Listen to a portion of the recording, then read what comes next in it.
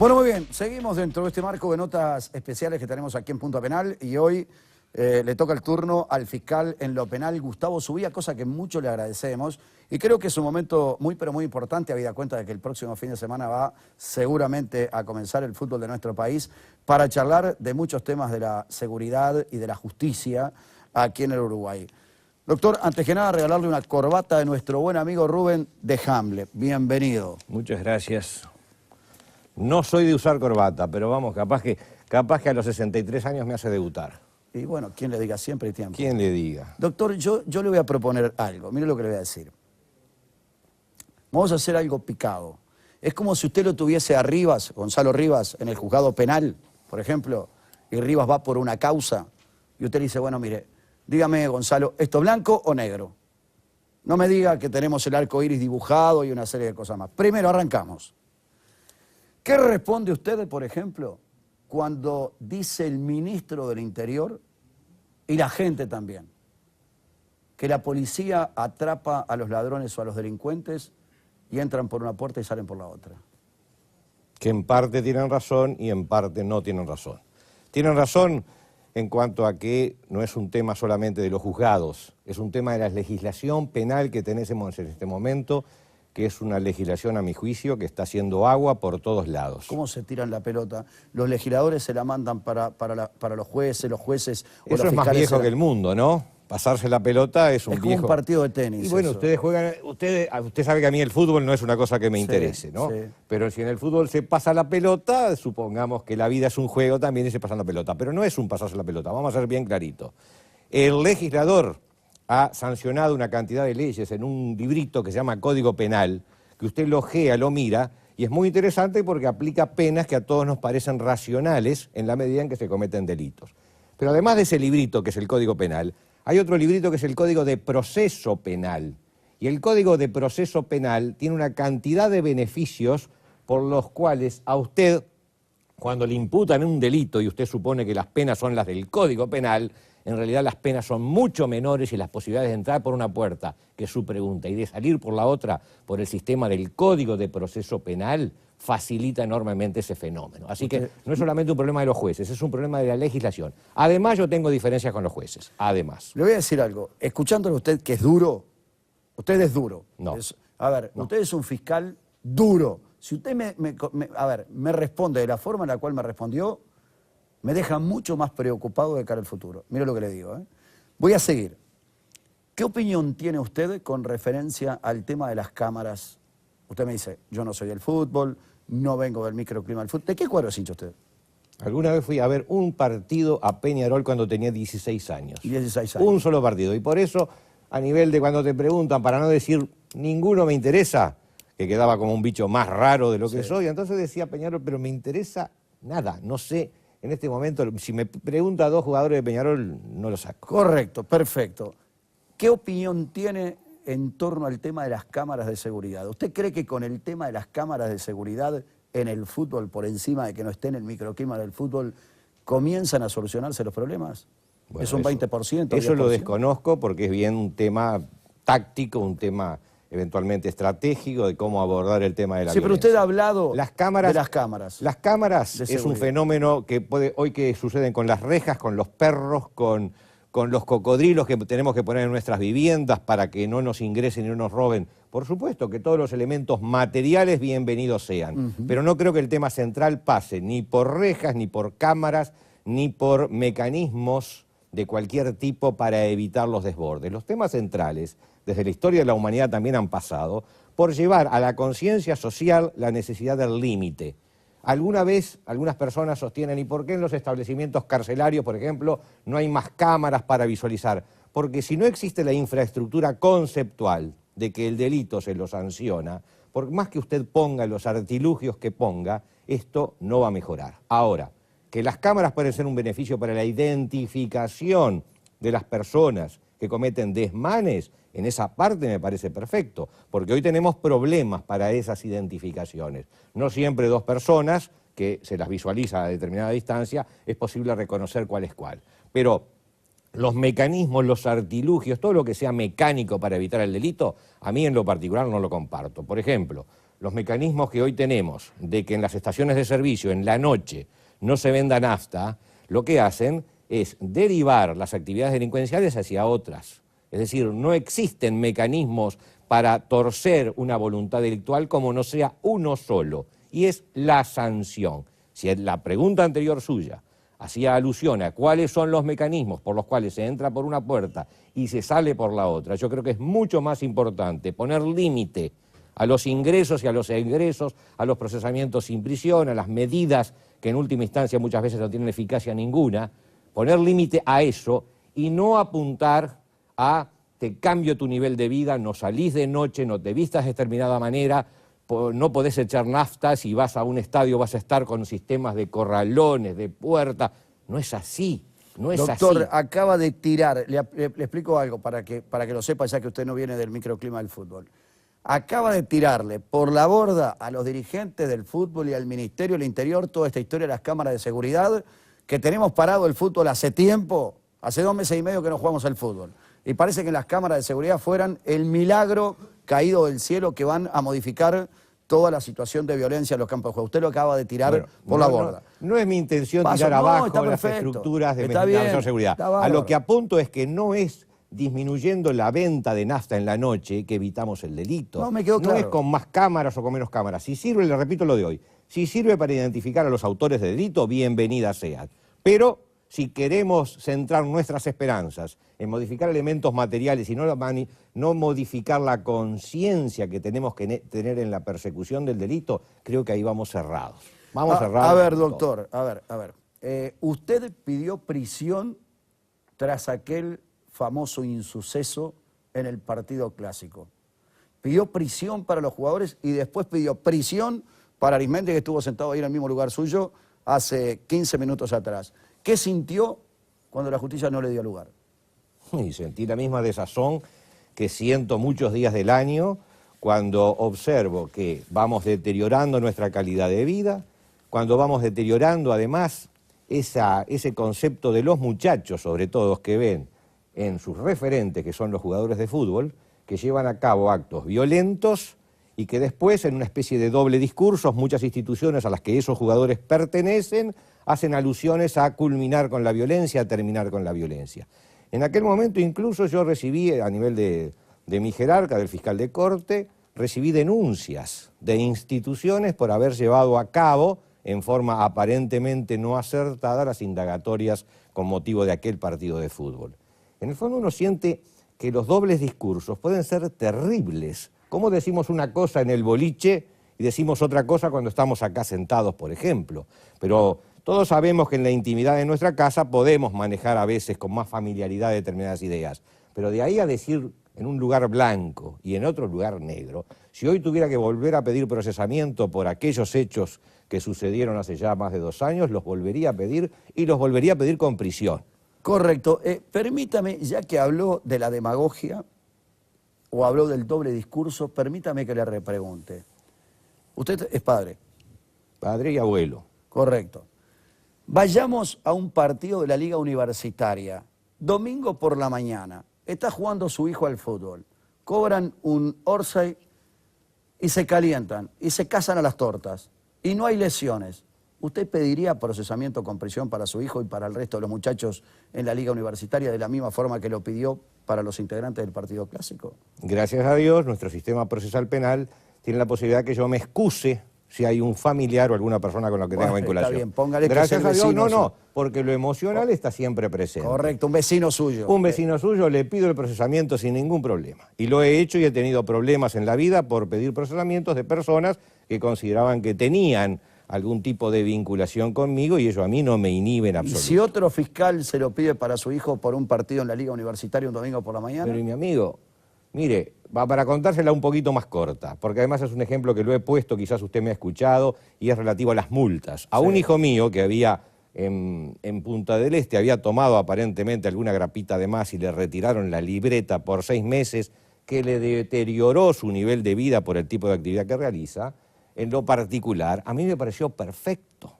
Y ese mismo tipo de sanción es la que yo ejemplifico como a nivel del tránsito a una persona se le imponen sanciones de ese tipo que son gravísimas.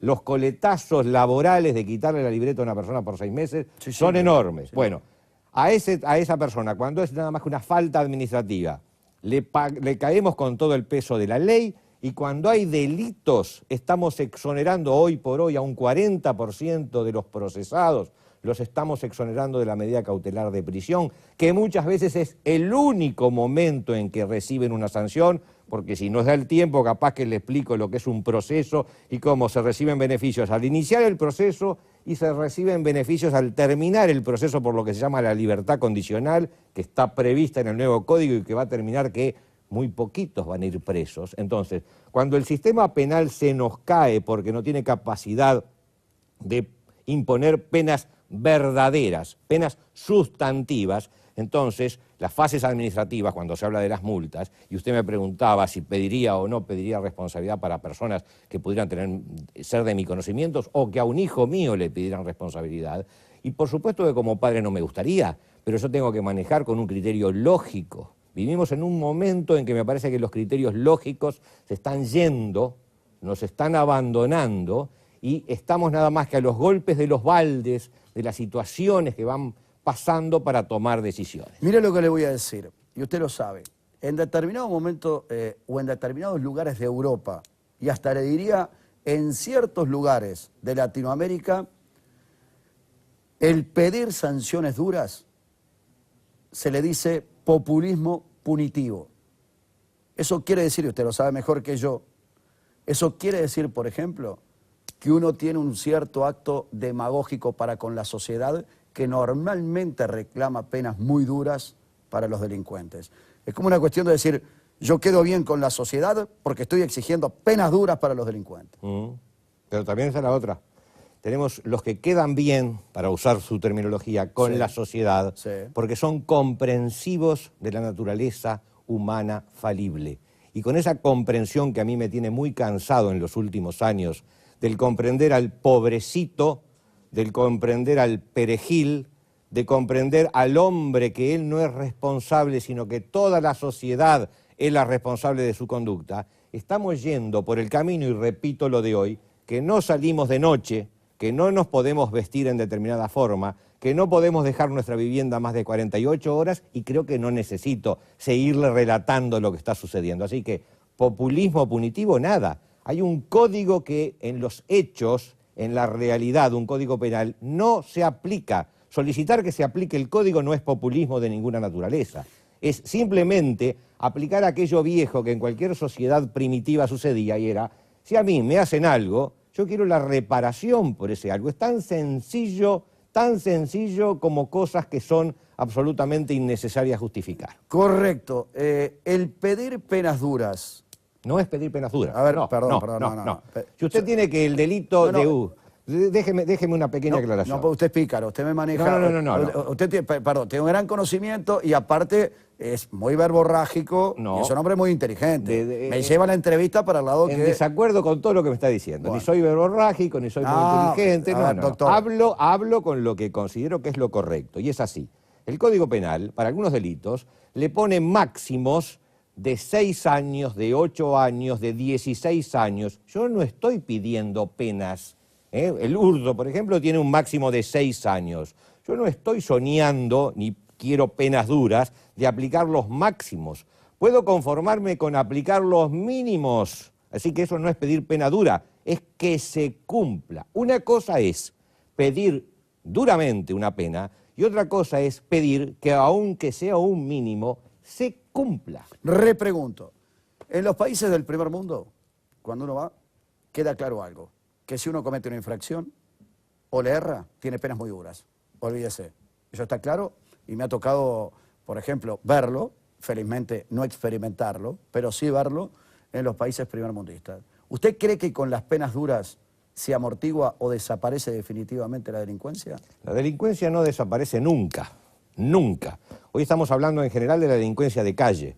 Después tenemos la delincuencia de clase media, después tenemos la delincuencia de guante blanco, después tenemos la delincuencia internacional, y esas son delincuencias terribles también, pero la que hoy nos está asolando más que nada es la delincuencia de la rapiña, del homicidio, de la muerte inmediata, de la inseguridad diaria. Así que delincuencia, para contestar por partes la pregunta, nunca va a desaparecer. Pero lo que yo exijo, pido, suplico, es que haya respuestas éticas frente a la delincuencia. ¿Qué es respuesta ética? Es, más allá de lo que yo puedo soñar con una sociedad donde haya o no haya delincuencia, lo que procuro es que cuando la víctima viene y me dice, doctor, esta persona me arrancó la cartera, caí al piso, se me fue el sueldo del mes, no puede ser que le destroza la vida a la víctima y esa persona es, por ejemplo, procesada sin prisión y no va a pasar un solo día de sanción, aunque a esa víctima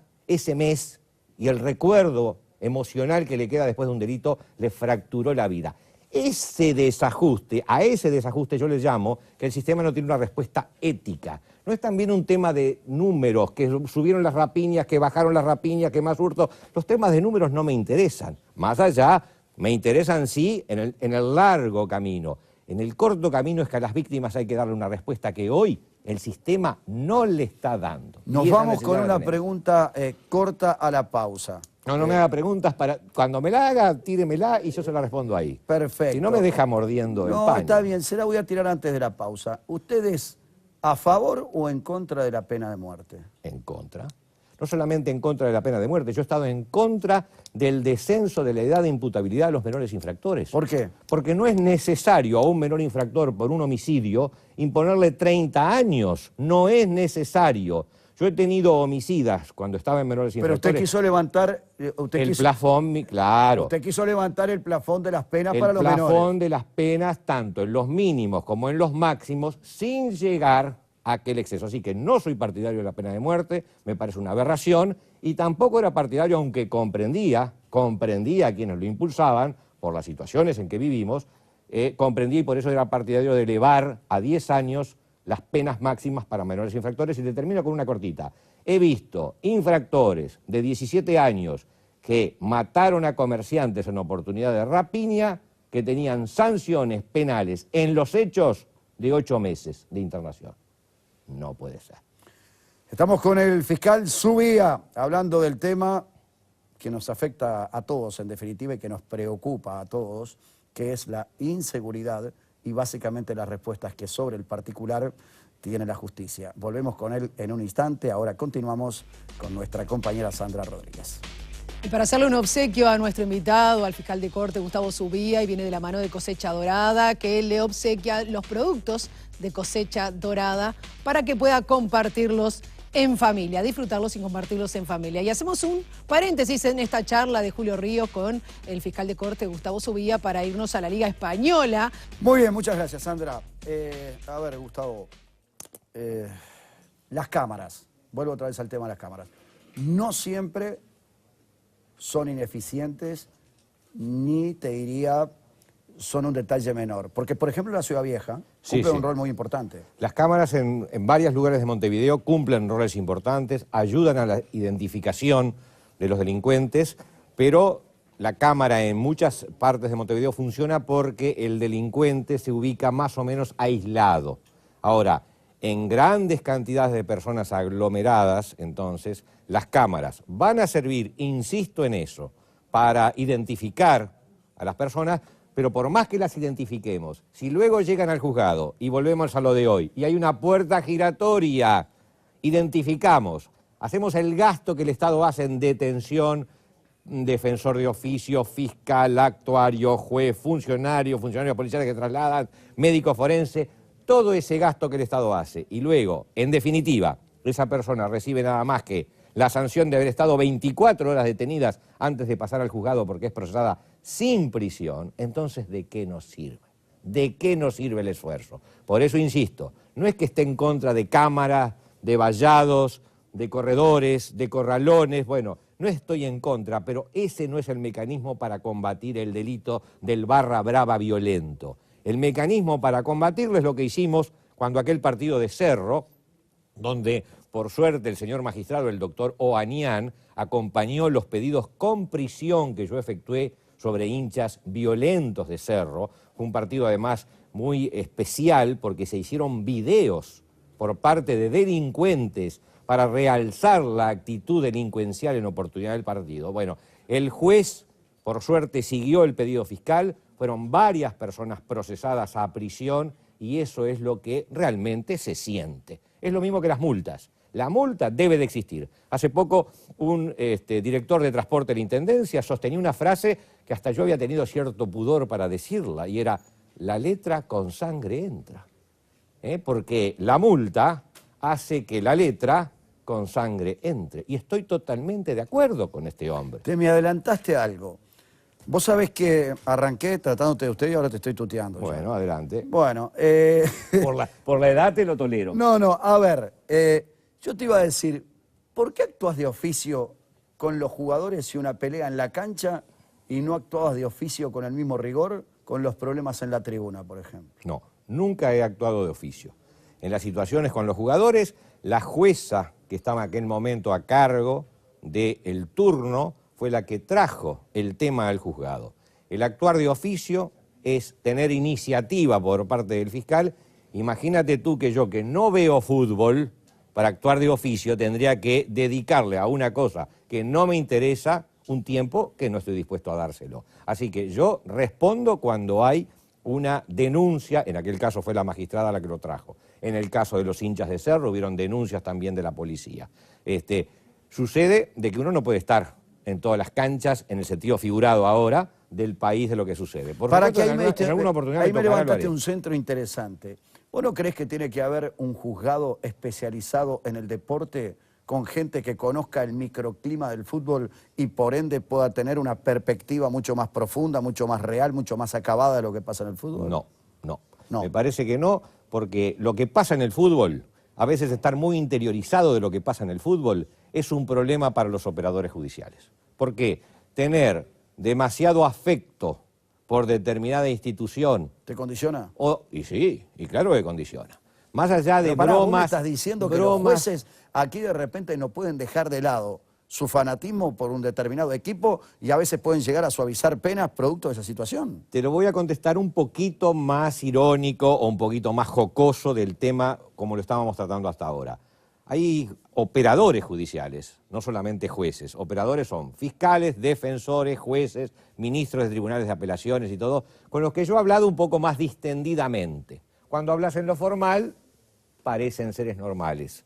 Cuando hablas un poco informal, te das cuenta que esa misma camiseta que a otros seres humanos los lleva a cometer desmanes, por supuesto que en el caso de los jueces no los lleva a cometer desmanes, pero visualizan los problemas del fútbol bajo la siguiente frase: son cosas del fútbol. No, frase, pero pará, Gustavo. Frase que a mí en lo particular me molesta. No, pero a vos te molesta. A mí me preocupa notoriamente, me voy preocupadísimo con este tema.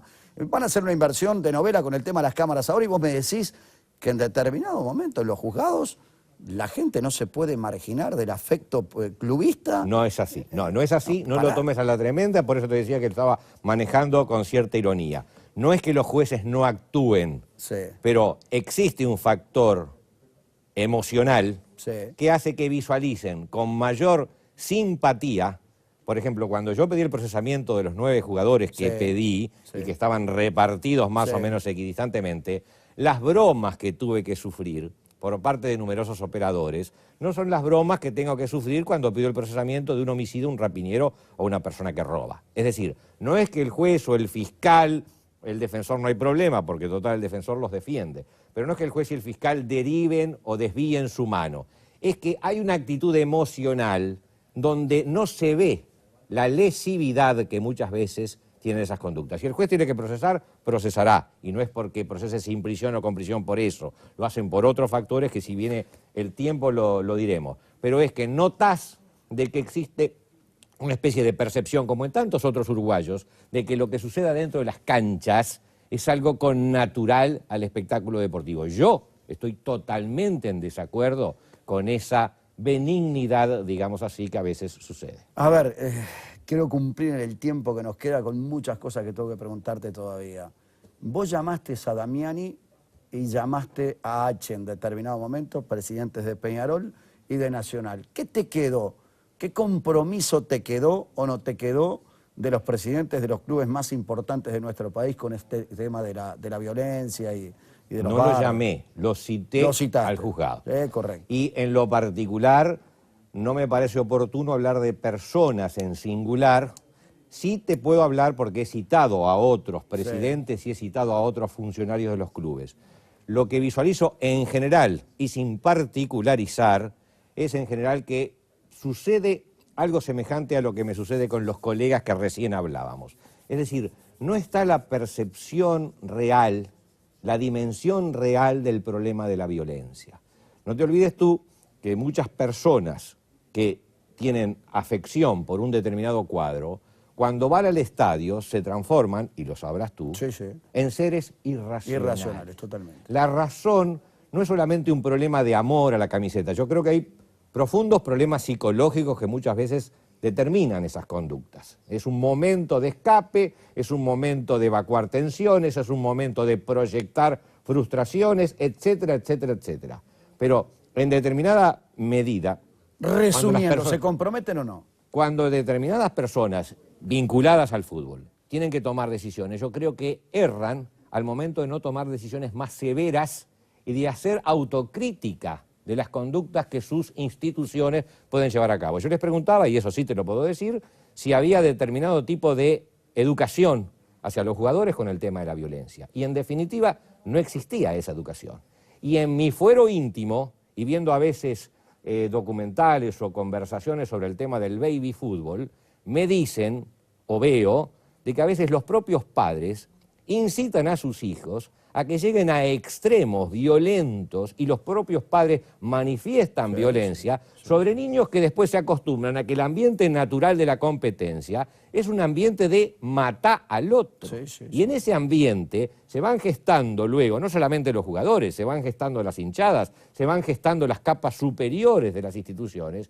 Y la pregunta es, ¿cómo vamos a diferenciar violencia porque se cometa adentro de un lugar como es un estadio, cuando se comete afuera? La violencia de adentro termina generando también muchas veces la violencia de afuera. Y el jugador es un referente. El otro día me preguntaba un colega tuyo si lo que hace un jugador, cómo no afecta al fiscal, al juez, al jefe de policía, al ministro del Interior. Y yo le decía, ¿cómo no afecta a los chiquilines de 14 años que están viendo a sus referentes actuar violentamente y generan el principio de la imitación? ¿Cómo no nos damos cuenta que entonces estamos en un ámbito cultural de la violencia culturizada adentro de los eventos deportivos y no nos damos cuenta, y volvemos al principio, que no es con rejas, no es con alambre de púa, no es, ayudarán, con cámaras, sino que es sancionando las inconductas y sincerándonos conceptualmente que si hay inconductas, aunque sea de mi propio equipo, aunque sea de mis propios adherentes, yo tengo que sancionarla porque estás alimentando los cuervos que te comen luego los ojos. A ver, nos quedan 7 minutos de nota. Qué poquito. 7 minutos de nota nos quedan. ¿Te pidió mano dura en determinado momento Alejandro Balbi? Sí. ¿Cómo sacaste esa información? A ver, bueno, soy periodista, no soy panadero. Fue irónico porque con el doctor Balbi, con el tema del procesamiento de los jugadores de fútbol, fue muy intensa y un poco crítica. Es raro porque primero estaba de un lado del mostrador y después... Bueno, fue muy interesante, igual el doctor Balbi es un caballero, después las diferencias que tuvimos las supimos superar. Pero casualmente sí, hace algunos meses se hizo presente en la Asociación de Fiscales y él estaba solicitando en ese momento que los fiscales tomaran una intervención más directa. Y yo diría que más dura, usando tu terminología, en el tema de los ilícitos que se dan en los eventos deportivos. Y fue muy jocoso porque él mismo se reía de que en aquel momento hablaba como adherente al Club Nacional de Fútbol y ahí iba a hablar como integrante ahora de la AUF en otra posición. Me permitió algunas ironías un poco sarcásticas referente a esa situación diferente. ¿Nuevo código procesal lo podría catalogar de irracional el que se viene? Si se mantiene la libertad condicional como está proyectada, es absolutamente irracional. Hoy tenemos un sistema que se llama inquisitivo. El que vamos se va a llamar acusatorio. A ver, explícale a la gente eso. Muy rapidito porque Sí, son clases que en la dale. facultad te llevan meses. No, Lo y esto- hacemos en 3 minutos, no tengo problema. No, en 1 minuto y medio. En 1 minuto y medio. En el inquisitivo, para decírtelo así violentamente, en general, sos procesado con prisión y luego tenés la oportunidad de recuperar la libertad. Cuando llega la sentencia, no vas nuevamente preso, porque ya estuviste un tiempo preso al principio. En el acusatorio, el que se viene, como ves en las películas, sos procesado sin prisión, has visto en las películas Sí, sí. norteamericanas, el individuo va de Sí, traje, correcto. y al final del proceso, cuando se demuestra tu culpabilidad, vas para adentro, te cambias el traje por el mameluco. Pues en el sistema que está proyectado para el año que viene, sos procesado sin prisión y cuando termina el proceso, si te aplica la libertad condicional, que se va a aplicar enormemente, seguís libre.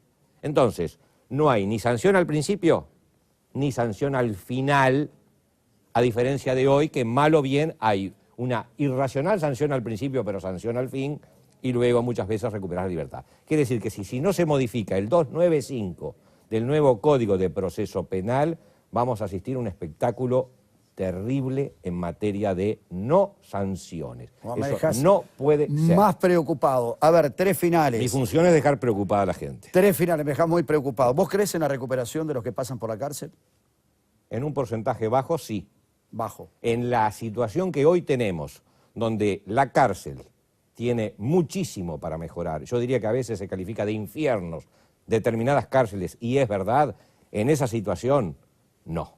Y por otra parte, si las sanciones no son acordes en tiempo de duración a los delitos cometidos, tampoco hay rehabilitación, porque lo único que hay es una desesperación por volver a la calle, y te cuento de expedientes, yo tengo individuos que han cometido delitos 2011, 2012, 2013, 2014, 2015, 2016, y muchas veces el defensor te sostiene que esa persona, cuando reciba la libertad, va a estar rehabilitada. No puedo terminar esta nota sin las 2 finales, pero Juan Samuel me dice que tenemos que cortar, tenemos que hacerlo bien corto, y son pesadas las 2.